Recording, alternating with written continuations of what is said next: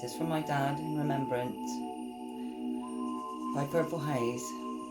Some of this I wrote after he passed, which would have been in 2007 and 18.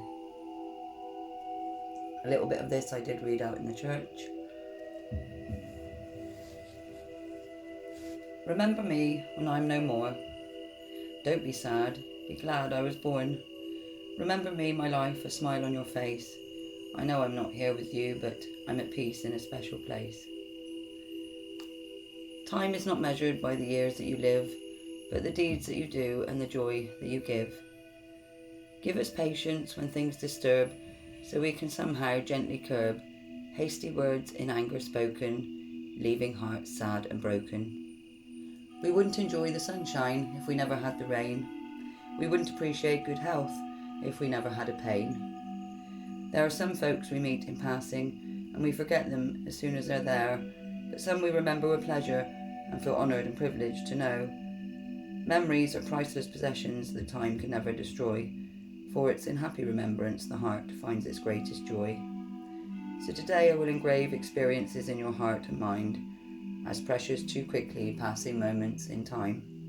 Today's happenings are tomorrow's memories. The passage I read at church, especially for Dad, was all about him. So this is in memory of him, this part. Anthony James Gilson, Tone or Jacko, the man of many names to all the people whose hearts he touched throughout his 50 years of life. This is my father, by the way. 50 is too young by far, and our family will never seem the same again without his personality and charm in our household. He was a proud man, full of talent and dedicated to his wife, kids, family and work. Even though he was ill for 2 years, he still determinedly pursued his interests and his hobbies, making up models, DIY jobs, and being his workaholic self, typical of my dad really. He even ventured in flying a helicopter, which was one of his 50th birthday presents. This put a big smile on his face, and I'm sure we all found this day very emotional. As we all know, our dad Anthony was a tremendous party animal, the clown in the ball, should I say, if it wasn't monkey impressions or falling asleep absolutely anywhere. After a pint or two, that is, or generally putting his foot in it. He was truly fond of playing tricks, as we've all probably had the experience of this at some time in the company of my dad. He was superb at playing the guitar, and I will always remember our jam sessions together. He had the most wonderful smile, and so clever and talented in more ways than one, and was always happy to help anyone at the drop of a hat. We all miss him, and we all feel pain and sorrow in our hearts, but we've all moved on, and we all know that life leaves us with another day, and that Dad would surely be with us if he can, and I'm sure he is every day with me. He helps me with my work. But I did get the chance to speak to Dad throughout his courageous battle against his illness. He said, "Don't be sad," but that was hard for anyone on that day. He held such an impression on people and humoured his way throughout life that a tear passed amongst us all on the day we said goodbye. He told me to make the most of life and enjoy every minute while you can. The heartbreaker is that I know Dad had so many stored up plans for his retirement with my mum, but sadly life's fates didn't give them the chance. But he was brave and determined until the end, and I helped assist him with Reiki, which was part of my journey too. And I gave everyone, or he did, gave everyone the consolation that his journey was a peaceful one, and we all prayed for Dad until we meet him again one day. He was so grateful to everyone that came to see him on the Sunday at the open house he organised.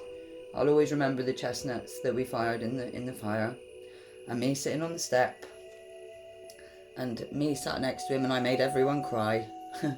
Everyone tried to forget that it was the last time we might have a party or say goodbye, but trust me, I made everyone cry. But it was that special moment on the stairs with my dad.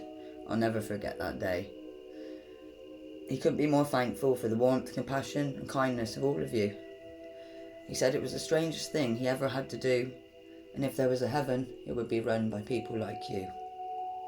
It brought a tear to my eye, which it does now, saying this, for all he's done for everyone.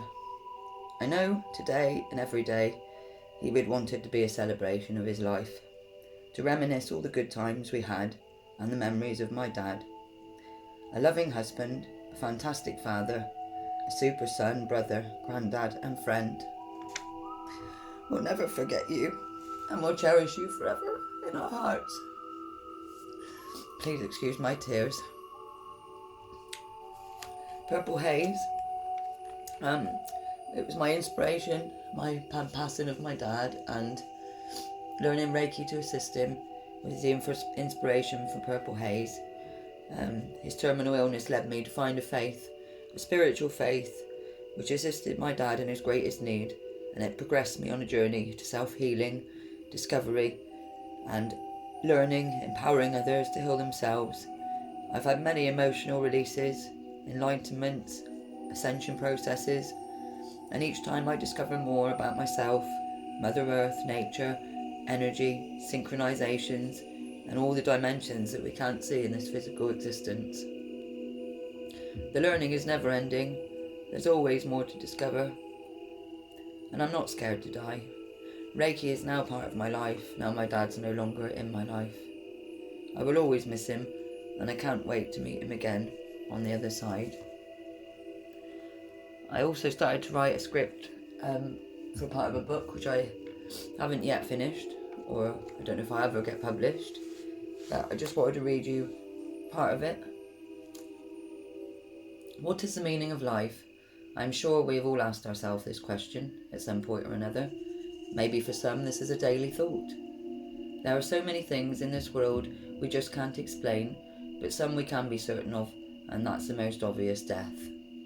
Nobody knows when their time on earth will happen, and many prefer not to think about it. But it would be nice to imagine there's more afterwards, an afterlife. Although they say nothing lasts forever, we may simply take on a new form, or transition, or walk in another dimension. The possibilities are endless, and we will never really know until our time arises. Or will we? It is true that you have to make the most of life, and what you have in your own that counts. Concentrating on your own life and appreciating the things you can have sometimes seems like the hardest task in the world. If bad things are happening around us at every news bulletin, or you lose someone close to your heart. Mine was saying goodbye to my beloved father, who was the biggest moment I've ever faced in my life. This was enough to make me have a whole new perspective on life and what it means to me. When I first entered the illuminated winding corridor, I could smell the sadness seeping from each patient's room. As I walked by the fresh white bed linen, as pale and lifeless as its occupants, as I expected my father to be, fragile and weak. I did not stare, but passing each door, I couldn't help but take a glance, like one does when you pass the shop window to eye your own reflection. An overwhelming feeling entered my soul that day. I couldn't be sure whether I felt sad or pleased that Dad was now in the hands of the care and the people with experience, Dorothy House. The feeling of my stomach seemed to expand with emotion, like one does when you know you've wronged and the pit of your stomach swells up and catches the lump in the back of your throat. The surroundings in the room were motionless and still, the only audible sound being Dad's subconscious breathing, which was rapid and unpredictable. Like a fragile fragment of existence, my once strong-humoured hero, now unaware of his own deterioration, confused and weary.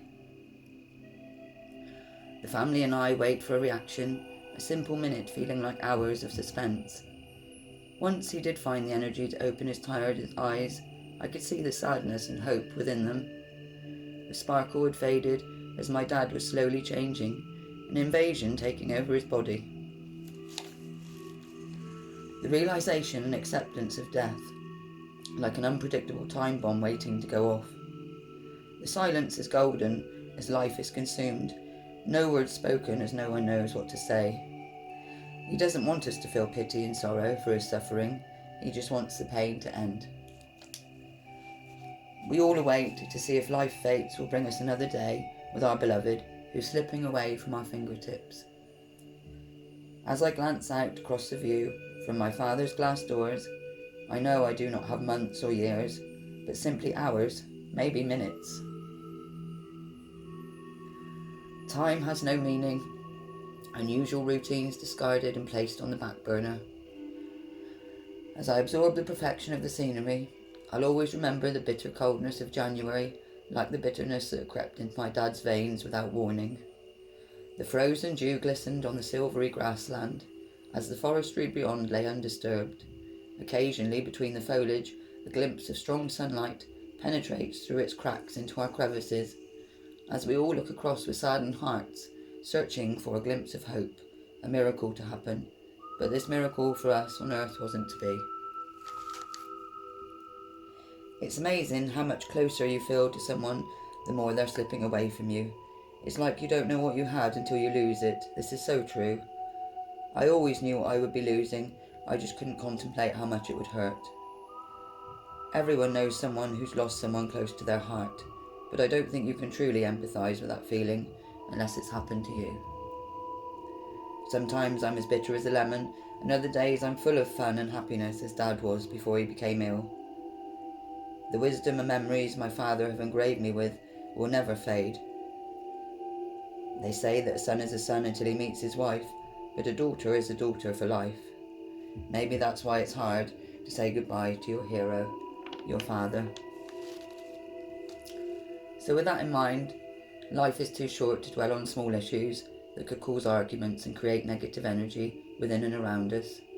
I know that can be easier said than done sometimes, but the tension we feel inside, boiling up on a bad day, because we're just surrounding ourselves with negative energy, maybe from other people or in the atmosphere. So we all just need regular times in our life to unwind and reflect on our day, or rethink how we can think positively. I always try and do at least one kind deed in a week, daily if possible. This always gives me a warm glow inside. Not everyone may agree, but I believe in karma, and you get back what you give out in the world. If everyone held this thought and followed it through, the world would be a much nicer, peaceful place. We must take each day as it comes, living in the moment, and appreciate what we do have in our lives, rather than what we don't. We all wish at points in our life that we could have done things differently, but everything happens for a reason.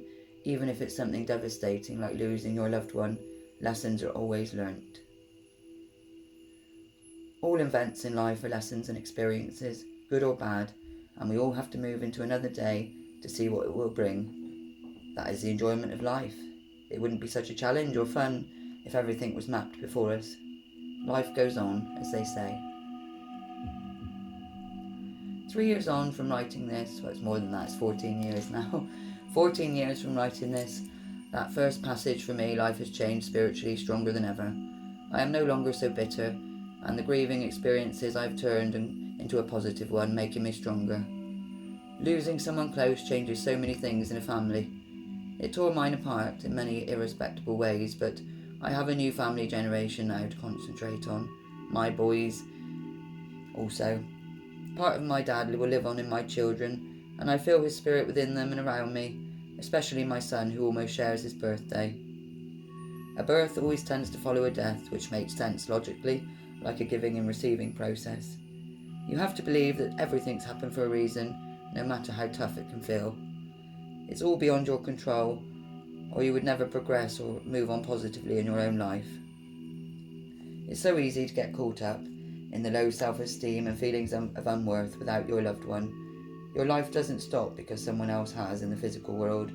Their spirit still lives on, and even though they aren't visible, they are with you all the time, and they can be with more than one person at one time as well. I am able to confidently say I have experienced this and come through the other side successful. This is because during Dad's illness I did discover the Reiki, and I was attuned to the energies that helped my dad and myself. It proved to be a big eye-opener for all of us, and I'm so glad that I learnt it.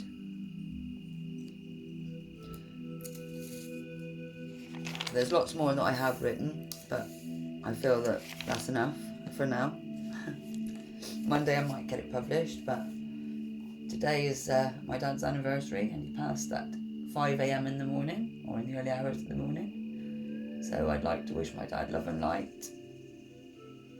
For 14 years, it was one of his phrases about 14. I've discovered lots about 14 and the number 4, and life and nature. And I want to thank all my spirit guides and all my loved ones that are with me, and all the people in the physical existence that are with me now. Love you, Dad.